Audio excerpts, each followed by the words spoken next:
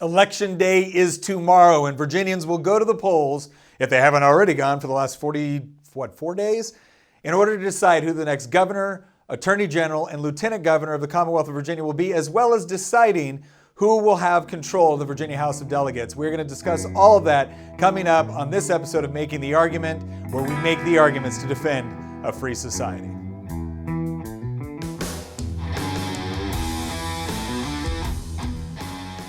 Well, today we're going to make the argument not only to defend a free society in general, but a free Commonwealth specifically. Because when we go to the polls tomorrow, when people vote, and I'll be honest, I already went out there and voted. I encouraged a lot of people to vote early, both for efficiency reasons, because you never know what's going to happen, but also for voter integrity reasons this year. But people are going to go to the polls, they're going to vote, and there's going to be, one of two things is going to happen. Either Virginia is going to regain, some degree of sanity on some of the most core issues that are affecting us as parents, affecting us as students, affecting us as small business owners, or we're about to see the Commonwealth change in a way that I don't think, any of us are really expecting right now. Like it's hard for us to conceive of Virginia looking a lot more like Massachusetts or California, but the bottom line is that it has been headed in that direction for the last 2 years. I'm going to give you some specific examples, right? But we have a serious decision that's going to be made, and it is going to have a large impact on the future of not only Virginia but the rest of the country, because this is about a statement not only on Terry McAuliffe and what he wants to do, or the current Democrat control over all of Virginia state government. It's also a referendum on the Biden administration. And if you think that's somewhat disconnected, I promise you, go look at what they're saying at the national level. They see there's a connection here. This is a referendum not only on Democrat policies in Virginia, it is also a referendum on what's been going on at the national level with the Biden administration. So let's talk about what is the major pitch that we see coming from Terry McAuliffe, Hala Ayala, Mark Herring, and Democrats running for the House of Delegates. Not to mention the fact that Barack Obama, Kamala Harris, Joe Biden, all of them decided to grace us with their presence here in the Commonwealth in order to make pitches for Terry McAuliffe and why he should be governor of Virginia again. So let's look at what is the main thrust of the argument that they've been making. Like, why do they think people should vote for them? Well, McAuliffe's been the loudest. I'm going to be honest. I follow politics very, very closely. You don't see a lot coming out from Mark Herring. You don't see a lot coming out from Hala Ayala. Basically, they're kind of piggybacking on the larger generic Democrat argument. You see the same thing within the House of Delegates as well. Terry McAuliffe really has been like the very out front vocal voice of the Democratic Party here in Virginia, along with some of the people that he's brought in order to campaign and advocate for him. And as best I can tell, okay, here's what they're advocating for. One, Terry McAuliffe has done a lot of work trying to prove to all of us that he's not the sort of Democrat that would defund the police, right? So he's gotten certain sheriffs and certain law enforcement personnel to come out there, do the YouTube ads saying, gosh, I support Terry because Terry's always been there for us, right? So that's one of the narratives that they're making, is that essentially they're saying they're not the Democrats you see on TV. They're not the Democrats that you see with the squad pushing for all this crazy stuff where they want to defund the police. That's part of their argument. Another argument that you see is that it is all about abortion, right? You see McAuliffe talking about this. You see Kamala Harris talking about this. Like it is this obsession with the abortion issue on the left. So that if anybody is pro-life, right? It doesn't matter what degree of pro-life they are. Terry McAuliffe, Kamala Harris, everyone else wants to make this, they believe this is a huge winning issue for them in Virginia. This idea that they're not just going to support, legal abortion, which we already have all in the Commonwealth of Virginia. They want taxpayer-funded abortion. They want abortion up to the point of birth with no restrictions whatsoever, right? So the Democrat narrative on abortion has changed significantly from the last 10 to 15 years, right? It used to be safe, legal, and rare. Now the mantra is at any time, for any reason, and at taxpayer expense, right? That is what they have been campaigning. Again, it's not hyperbolic. Just go look at the policies that they're advocating for. Look at the bills that they've carried. They've advocated for abortion right up to the point of birth. In fact, Governor Ralph Northam, who's a pediatric neurologist, was, right there in an interview said that if a baby was born as a result of a botched abortion, the baby would be made comfortable and then a conversation would ensue with respect to what to do with the baby, as well as all these Democrats that have also said they want your tax dollars to fund abortion. And this is actually a problem for them, right? Because there's a lot of people that are all over the spectrum. Now, as everyone knows, I am very, very pro-life. I believe that one of the government's primary responsibility is to defend your liberties. Hard for the government to do that if it's allowing you to be killed. Really hard to do that if it's actually funding the procedure, right? But whereas a lot of people may disagree on how far abortion law should go, most people, most Virginians, understand why this is probably not something tax dollars should directly fund, right? But even if you take that position, Terry McAuliffe, Kamala Harris, Joe Biden, they're all going to come after you as a radical because you don't want your tax dollars going to Planned Parenthood. They're going to call you a radical, and that's what they've attempted to do this election cycle as well. They've talked a little bit about guns, right? Because on the issue of public safety, they think the key to public safety is more gun bans and restrictions. Not necessarily against criminals, but against everyone, right? Now, some people might come in and say, well, Nick, that's an unreasonable way to look at this. All they're trying to do is make our schools safer. All they're trying to do is make our communities safer. Okay, if that is in fact the case, I have a question for you. Can you think of any other areas like this where we're going to violate your civil liberties, like drastically violate your civil liberties to the point of putting you in jail for owning something like an AR-15, for owning something like a 15-round magazine, right? Is that really for those people out there that are more, let's say, moderate on the gun issue, because once again, I'm very pro-Second Amendment. Let's say you're more moderate on the gun issue. When you hear a politician say, I'm going to make our schools safer, I'm going to make our streets safer with common sense gun control. Now, maybe you're someone that hears that and thinks, well, that seems fairly reasonable, right? Background checks. Except that we've already got background checks. That's not what they're advocating for. They're actually advocating to ban the ownership of a number of firearms that Virginians currently own, which is to say that if you don't turn them in, they will fine you or they will arrest you. And it's not just rifles or pistols. We're talking about things like magazines, and they use this term like high-capacity magazine. And you're probably thinking, gosh, what is that, like 50 or 100 rounds? No, 15. It's a pretty standard magazine that comes with any semi-automatic pistol that someone owns.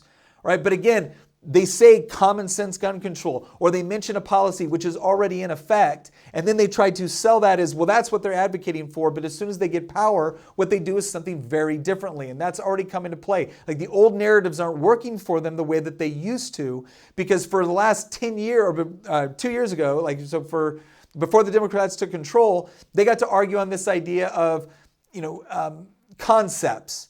Right? We just want this end state. We just want this objective. And they didn't talk so specifically about what policies they wanted to implement. Well, now they've implemented the policies. They took control, they implemented the policies, and we're finding out that they're far more extreme than what they advertise when they're campaigning for office. Right? And then you also heard Terry McAuliffe talking about how he was a massive job creator in Virginia. First of all, let's dispel something really quickly. This idea that government goes in and creates all of these jobs. Here's what government can do. Let's just be honest, right? And I mean this for both Democrats and Republicans. Let's be honest. Governments can create conditions in which it is easier or more difficult for jobs to be created, right? That's generally what we're talking about. Now, the government can end unemployment tomorrow. It's real simple. Just issue a draft, put everyone into the military, and poof, we've ended unemployment. I mean, yeah, we'll have nothing to eat, but yeah, we've ended unemployment. Right, so we need to get around some of these like really catchphrase, garbage slogans that politicians use about creating jobs. So what we should do is we shouldn't just look at how many jobs were created when Terry McAuliffe was governor. What we should look at is what sort of conditions were being created, what sort of jobs were being created, and then we should compare that with what was going on in other states at the same time period. Was this part of a general rising tide that was lifting all boats? Or was Virginia doing something that was truly different in order to create jobs or to make it more difficult to create jobs? And what we find is that Virginia was doing something a little bit different. And what it led to was not a drastic increase of jobs that was being experienced in places like Tennessee or Kentucky or North Carolina. What we see is much slower job growth rates within the Commonwealth of Virginia. And there's a couple reasons for that. One, it was this idea that we're going to increase taxes and regulations on businesses. Now, largely the Republican House of Delegates was able to stop a lot of that, but we weren't able to stop all of it, especially when the Democrats took control. The other component that played into this factor was a lot of the jobs in Virginia are dependent upon the federal government and federal spending. And then when Terry McAuliffe wanted to create jobs, his idea of creating it was through cronyism. It was this idea that you do special deals through the government, and then Terry gets to decide who's going to get that initial angel investment. So instead of you letting you invest your money or spend your money in such a way that creates actual job opportunities in the marketplace, Terry McAuliffe is the sort of guy that wanted to take more money for the government, and then he would divvy it out to those industries or those businesses or those cronies that he thought would be best for himself and the Commonwealth of Virginia, right? Probably emphasis on himself. So that's a big problem. That's a big part of the reason why job growth was not as fast in Virginia as it was in other states during the same time period. Okay, because again, what we're trying to foster is not just, again, government saying, oh, we've lowered unemployment. Okay, well, if you did that by just creating more government jobs at taxpayer expense, you really haven't achieved the sort of economic success that we're looking for. But if you've created an environment where it's easier to do business and easier to start a business and easier for businesses to be able to invest and expand, that's very different. And what's clear when you look at the numbers compared with other states, McAuliffe did not do that in Virginia the way that other states surrounding Virginia, geographically very similar to Virginia, did it. So again, let's look at all those. So they are going to be they tried to make the argument on public safety.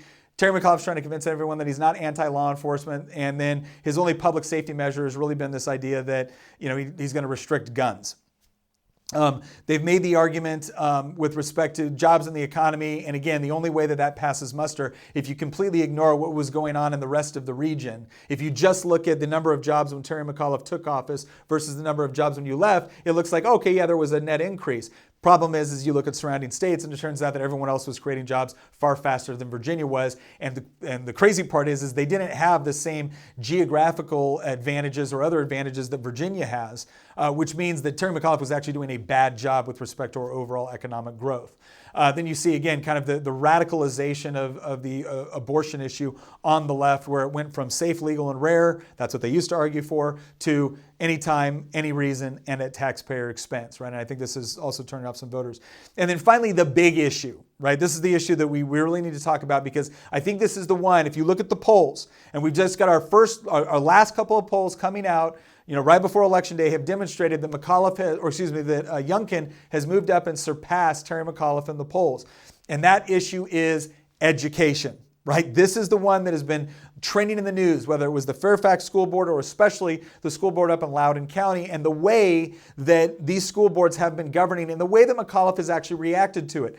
And I want to emphasize something here, because McAuliffe has said that he's the greatest governor for education. He's going to even be even greater the second time, right? They're going to raise teacher pay and they're going to expand funding for education, right? Because that's always the line.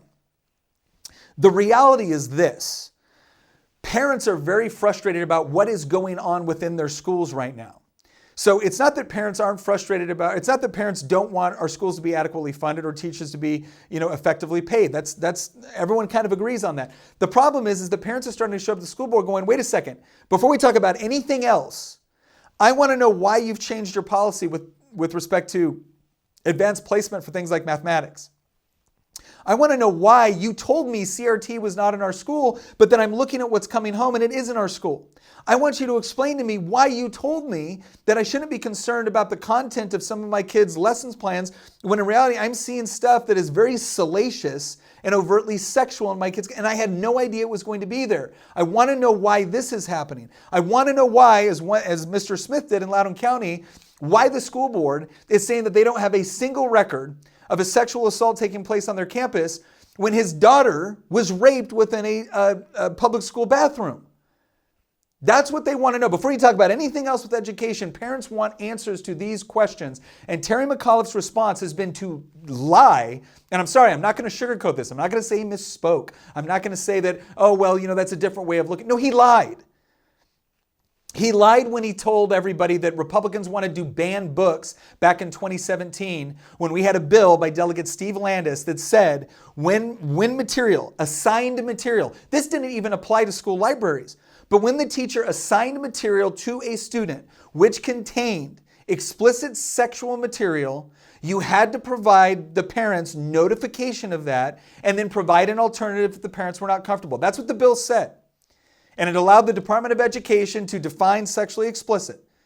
Terry McAuliffe vetoed it and then went around telling everybody that we wanted to ban books or that we were racist because one of the books that was mentioned was Beloved, which is a Pulitzer Prize winning book, which, by the way, I am so sick of people telling me, well, I can't believe you want to ban a Pulitzer Prize winning book. I don't want to ban it, but I don't necessarily want it assigned to my 15-year-old. Or if you are going to assign it, I would like you to tell me about it so that when my child comes home and starts asking me questions about the vivid depictions of bestiality, I can actually have a conversation with and explain that to them. I would like to not be caught by surprise that that is in my kids' reading material in their formative teenage years. But no, Democrats equated that to book banning and book burning. So that's one lie. Another lie was Terry McAuliffe getting up there and saying, CRT is nowhere in our schools. CRT is that this is a dog whistle. Now, whenever a Democrat, whenever a politician says that is a dog whistle, what he's doing is he's saying that if you bring that up, you're engaging in racist behavior, you're engaging in racist, subtle racist terminology because your other racist friends are going to secretly know what's going on without the rest of the public going on. That's what he means when he says a dog whistle. He didn't just accuse Glenn Youngkin of that. He accused everyone, all of these parents that are upset about this, he accused them of engaging in a dog whistle. But here's what's interesting about it. It would be one thing if Terry McAuliffe had said, well, yes, CRT is in our schools in some capacity, and this is the reason why, and this is why I think it's a good idea. And if you oppose it, I think you're doing so for racist reasons. That would also be garbage, but that at least would be honest. But no, here's what he's saying. He's saying CRT is not in our schools, and if you say it is, you're engaging in a dog whistle. Well, here's my question. Why is it that a letter was recently revealed during the previous Terry McAuliffe administration, when his administration was pushing CRT, spelled it right out, pushing CRT to our schools? Okay, why is it that I'm the bad guy when I point out that the Virginia Department of Education on their education equity site that they have, which is a government site, which is just chock full of lesson plans and seminars pushing critical race theory and pushing it onto our teachers, and then having lesson plans designed for students that are designed by CRT advocates? Why am I the bad guy when I point that out and say, no, that is going on? So it's going on, let's have a debate about it. But no, that's not what they're saying. Terry McAuliffe said, it's not going on and you're a racist if you say it is. Well, we've proven it is going on, and they still don't want to have a conversation about it. They just want to get away with calling us all racist and telling parents that they're engaging in phony outrage. And not only did Terry McAuliffe say that, he brought in Barack Obama to say it. He brought in Kamala Harris to say it. He brought in Joe Biden to say it. So for all of you parents out there that are concerned about sexual assault and privacy issues within your public schools, all of you parents out there that are concerned about CRT being pushed, all of you parents out there that are concerned about the fact that there is, in some cases, salacious and pornographic material showing up in your kids' libraries, school libraries, you just got told that you're engaging in phony outrage. You're engaging in dog whistling. You're a racist. You don't have genuine concerns. You're just saying this to be mean to Terry McAuliffe, as if he is the center of everyone's world. But you know what? That's the way he campaigns. He campaigns like he's the guy that's going to fix everything. And if you disagree, or if you even have a question, then you're the problem. You're the racist. You're the one that needs to be dealt with. You're the one that should be excluded or ignored, or according to Joe Biden, investigated, because you're not willing to go along with their policies. Right? That is what has been happening within the education front on this. And if you want to know why the polls have shifted so drastically, it's because I think a lot of parents who don't associate as Republicans, don't associate as conservatives, but a lot of parents, excuse me, a lot of parents are so sick and tired of being told that every time that they have a legitimate question or concern that doesn't fall within the party narrative of the woke contingent of the Democratic Party, that they have to be worried about being called a racist or being ostracized or being targeted in their communities or being targeted by the Department of Justice. They are fed up with that.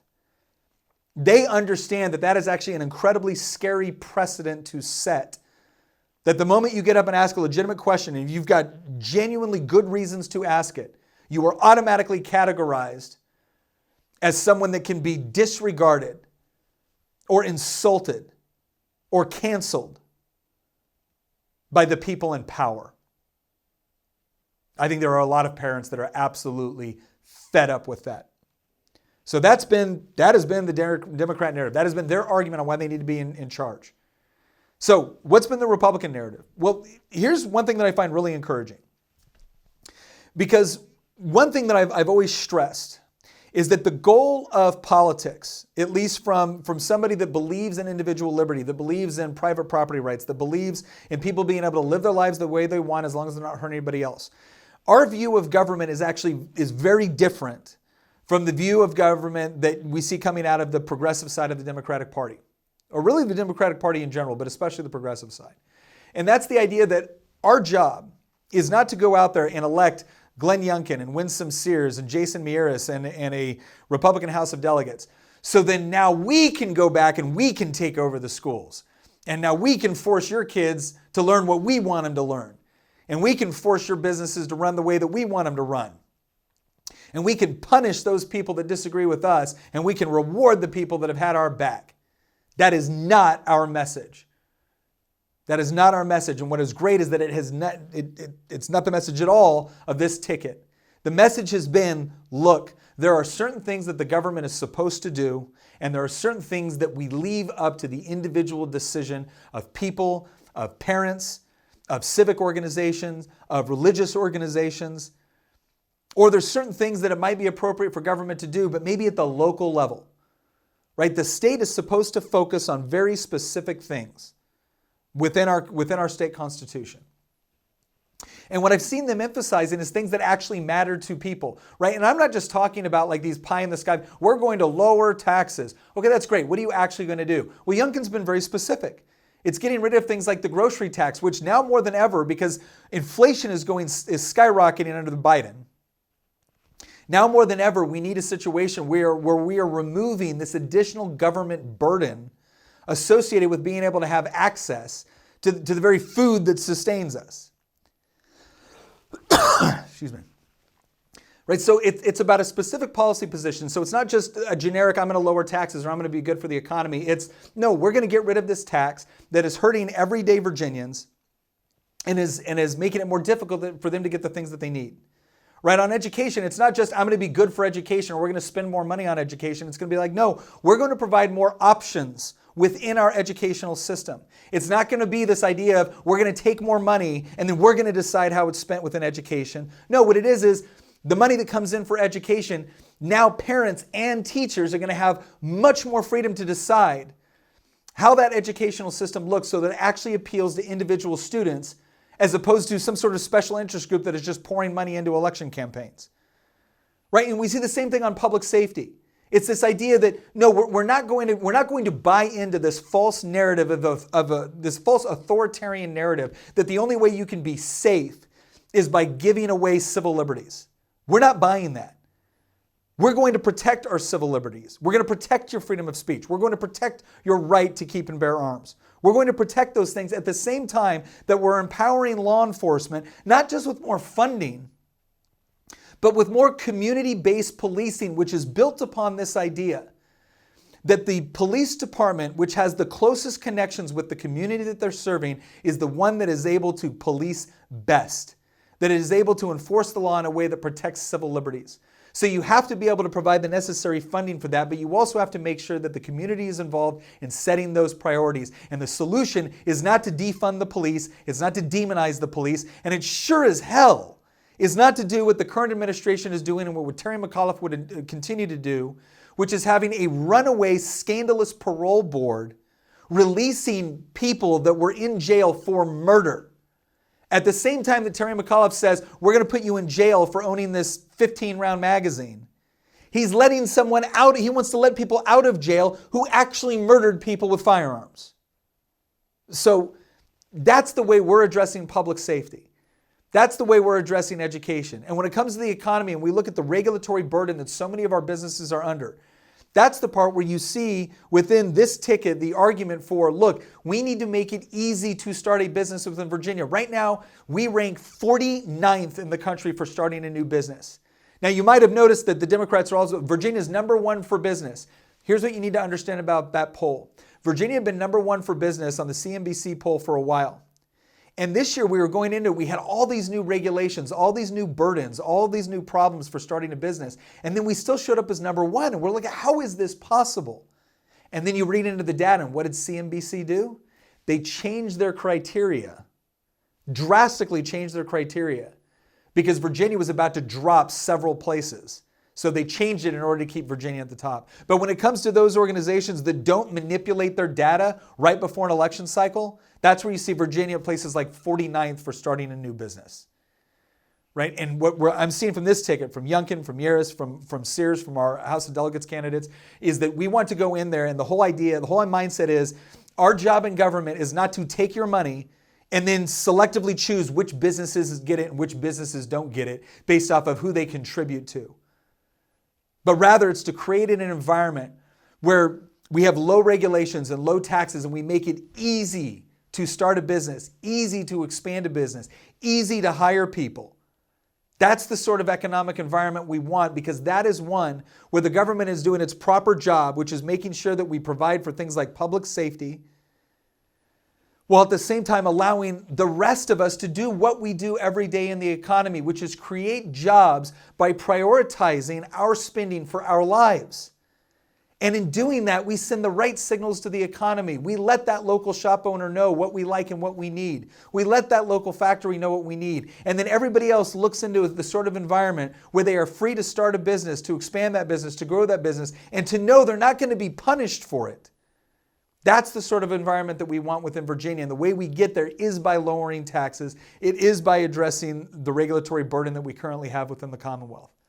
And that's what we're looking at. So that's the primary difference. In every single one of these situations, whether it's public safety, whether it's education, whether it's healthcare, whether it's taxes, whether it's regulations, you're going to see a significant difference. But it's not just in the specific numbers. The difference is in the philosophy. The philosophy that McAuliffe has put out there is, give him more money and more power, and he will fix the problems. But what we've already seen is that when somebody says, okay, you got more money, you got more power, your party controls the entire state right now, and we got some problems, do they come back and say, oh, here's how we'll fix it? No, they call you a racist. They dismiss you. They insult you. Because it was never about solving your problems. It was about solving their problem of how to get reelected and how to acquire more power. The philosophy that you see on the other side is rooted in the idea of, how do we keep government focused on the thing it's supposed to do, like public safety, while creating the sort of environment that allows everybody else to do what they do best, whether it's education, whether it's healthcare, whether it's creating jobs, whether it's creating products and services. Create the environment where free people can flourish and work with one another. Not where free people are constantly wondering what's new regulation, tax, or burden is going to be pushed down on them by the government they elected, ostensibly to protect them. So that's the decision that we have today. So whether it's today or whether you're going in tomorrow to your polling location to vote, the thing that I would ask you to do is make sure that people understand how important this one is. Because as I already discussed in a previous podcast, right now all the conditions are the best they've been for Republicans in probably the last 10 to 12 years. The conditions are really good for us this year. This is why Youngkin is ahead in the polls. This is why it's highly probable that the House of Delegates could take back the majority. The Republicans take back the majority in the House of Delegates. Which means that if we do everything that we're supposed to do, we can win. And we can make that a reality. But if they win, they will take that as a sign that Virginia has gone so blue that no matter what the conditions, no matter what they say, no matter what policies they push, no matter how many mistakes they make, they will get elected anyways, because now Virginia is just a deep blue state. And if they go into office with that amount of power, believing they can get away with anything they want, they're going to do a whole host of things that they told you they would never do. Because ultimately it is rooted in that philosophy of government power. So that's the decision before us. You're going to have some friends that think to themselves, why does it even matter? You're going to have some friends that think to themselves, they only vote in the presidential elections. You're going to have some friends that say, what does it matter if I vote? They're just going to steal it anyways. And our job from now until Tuesday when we vote is to convince them that not only do we have a real opportunity to change the tide here in Virginia and thereby change the tide across the country, but we still have an obligation to do everything that we can. So even if you are skeptical, that does not absolve us of our responsibility as people that love the United States, love the Commonwealth of Virginia, and just love freedom to do everything within our power to go out there and use the God-given peaceful abilities that we have to peacefully transition power, that people have fought for, that people have died for. We still have an obligation to stand up and defend that and do everything that we can in order to make that a reality. So there can't be any excuses, because excuses are not going to get us where we need to be. And I guarantee you the day after, excuses are not going to help us with what happens next.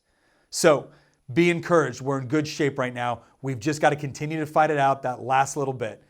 Once again, I'm Nick Freitas with Making the Argument. Thank you very much for joining us. We'll see you after the election cycle. We'll do a follow-up with that. I've got some people that do some really good analysis, both pre and post-election. I'm looking forward to actually providing some insight on what happened, how it happened, and being able to answer some of the questions that I know we're all going to have after Election Day. But hopefully, it's a happy episode instead of one being worried about, impending doom.